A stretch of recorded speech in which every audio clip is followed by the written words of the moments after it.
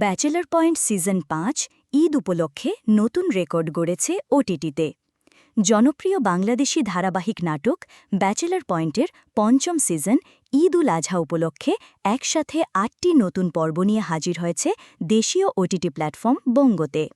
কাজল আরেফিন অমি পরিচালিত এই সিজন মুক্তির পরপরই নতুন রেকর্ড গড়েছে।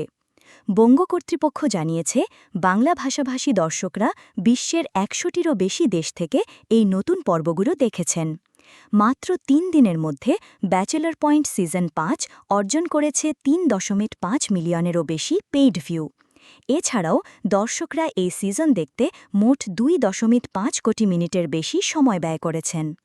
নাটকের সাফল্য নিয়ে পরিচালক কাজল আরেফিন অমি বলেন, কোনো ওটিটি প্ল্যাটফর্মে এর আগে এত প্রি বুকিং হয়নি। ব্যাচেলর পয়েন্ট বাংলাদেশের ওটিটি ইন্ডাস্ট্রিতে একটি নতুন মাইলফলক স্থাপন করেছে, যা সম্ভব হয়েছে দর্শকের ভালোবাসার কারণে।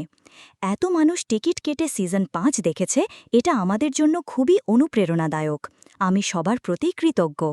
বঙ্গ chief content officer Mushfiqur Rahman Manju বলেন, ব্যাচেলর পয়েন্ট সিজন ৫-এর রেকর্ড ভাঙা সাফল্যে আমরা অত্যন্ত আনন্দিত।